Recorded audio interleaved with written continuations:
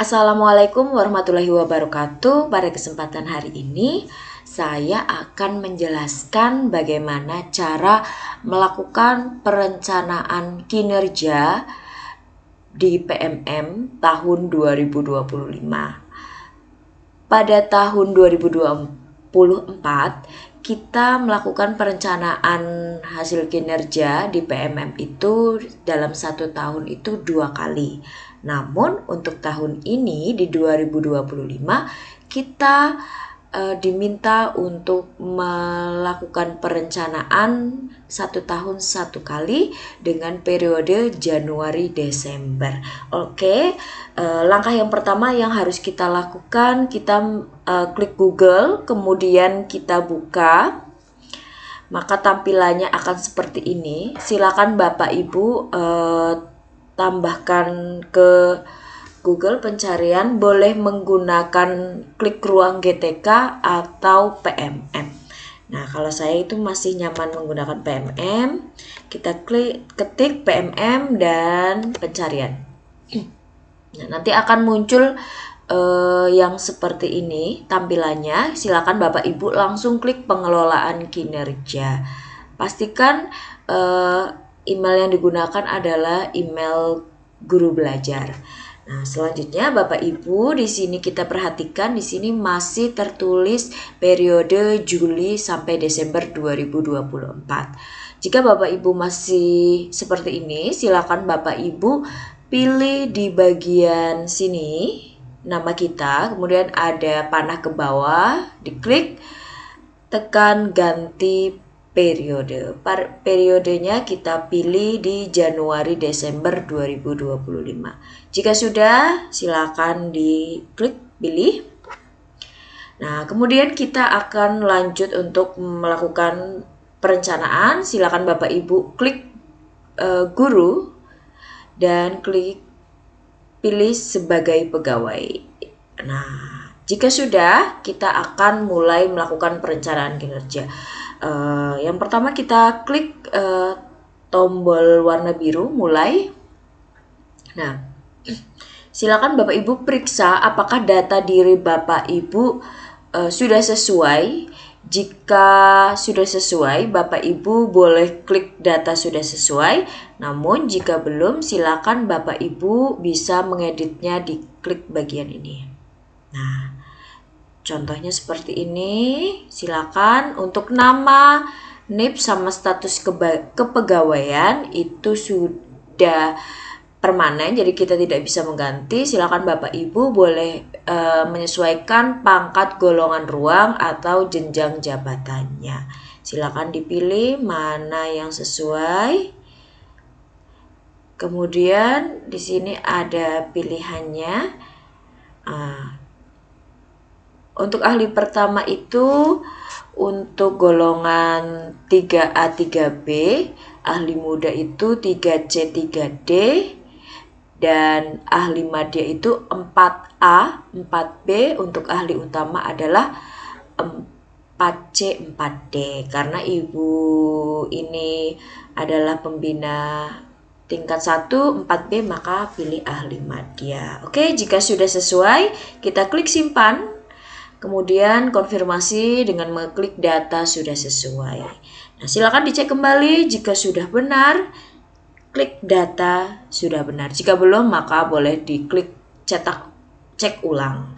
Oke, Bapak Ibu silakan perhatikan untuk perencanaan kinerja di tahun 2025 ini berbeda dibandingkan 2024. Di sini kita sudah tidak berbasis poin ya Bapak Ibu, dan sudah diberikan kemudahan oleh pemerintah. Kita dibebankan cukup memilih salah satu saja, memilih minimal satu saja. Nah, di sini untuk bagian pelaksanaan tugas pokok 5M, silakan boleh dibaca. Ada tugas pokok nomor 1 sampai nomor 4 ini sudah tersedia dari pemerintah, dan ini tidak bisa diganti atau ditambahkan atau dikurangi, dan kita boleh menambahkan di bagian poin 5 untuk melaksanakan tugas tambahan opsional. Nah, silakan dipilih di sini kita sesuaikan dengan keadaan kita di sekolah. Kita bagaimana, apakah ada tugas tambahan lainnya? Nah, disarankan Bapak Ibu yang pertama boleh memilih 1 atau 2, minimalnya 1. Kalau saya memilih di bagian piket. Nah, ini yang piket. Nah, ini semua jenjang meningkatnya kinerja satuan pendidikan melalui pelaksanaan tugas tambahan sebagai guru piket. Oke. Jika Bapak Ibu memiliki tugas tambahan seperti operator dapodik atau bendahara BOS atau tim TPPK, boleh ditambahkan kembali. Oke, jika sudah, silakan lanjutkan ke praktik kinerja. Untuk praktik kinerja di sini kita harus melihat indikator mana yang menjadi fokus peningkatan kinerja sekolah kita. Pilihlah yang merah terlebih dahulu, kemudian jika tidak ada kuning, dan yang hijau itu opsi terakhir. Nah, kalau kita perhatikan untuk di sini ini semuanya berwarna kuning. Nah, silakan Bapak Ibu pilih manakah karena sama, silakan Bapak Ibu pilih yang dimana kebutuhan Bapak Ibu mau meningkatkan apa yang akan ditingkatkan di tahun 2025 ini. Kalau saya ingin ke keteraturan suasana kelas, kalau itu silakan diklik, kemudian menuju ke pengembangan kompetensi. Untuk pengembangan kompetensi, nah ini kalau dulu di 2024 masih berbasis poin ya Bapak Ibu, tapi untuk yang sekarang kita tidak menggunakan poin, dan untuk pemilihan indikatornya cukup memilih 1 indikator saja yang akan menjadi fokus peningkatan kinerja kita di tahun 2025. Karena tadi saya memilih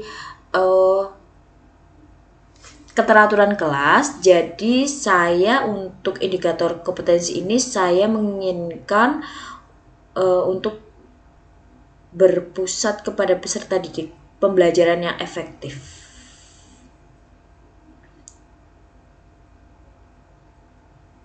Ini, guru melakukan kegiatan pengembangan kompetensi berdasarkan indikator pembelajaran efektif yang berpusat kepada peserta didik. Oke.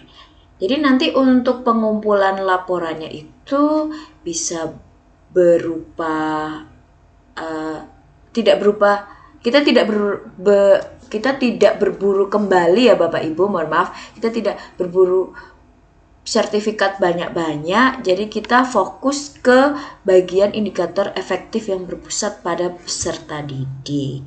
Oke, nanti untuk penjelasan bagaimana sih laporannya, apa yang harus kita kumpulkan, nanti kita akan sampaikan di video berikutnya.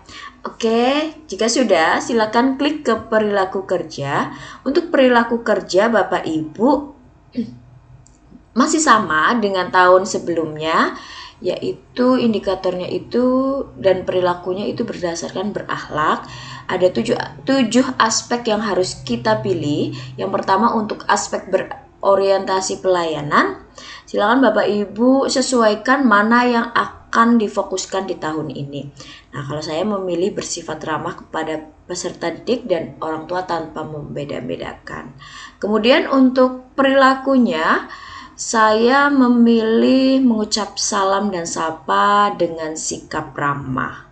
Selanjutnya untuk aspek akuntabel. Untuk akuntabel yang saya fokuskan pada tahun ini, saya pilih yang atas, melaksanakan tugas dengan jujur, bertanggung jawab, cermat, disiplin, dan berintegritas tinggi.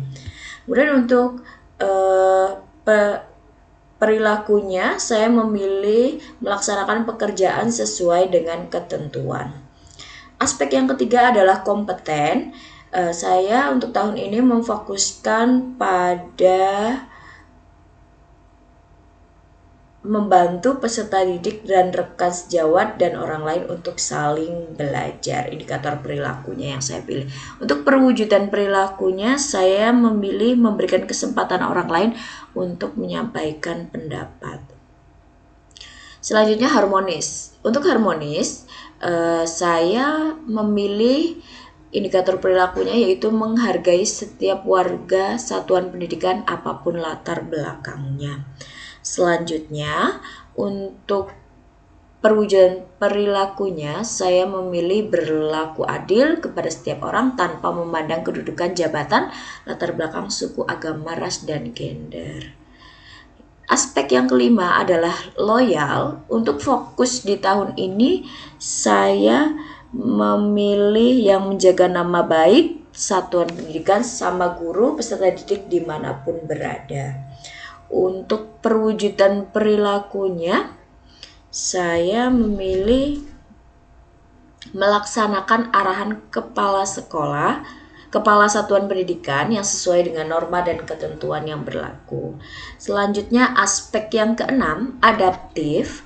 Saya memilih menyesuaikan diri secara cepat dalam menghadapi dinamika pembelajaran di kelas. Kemudian untuk perilakunya, saya memilih menyesuaikan diri di berbagai lingkungan kerja. Dan aspek yang ketujuh yaitu kolaboratif, saya memilih yang bekerja sama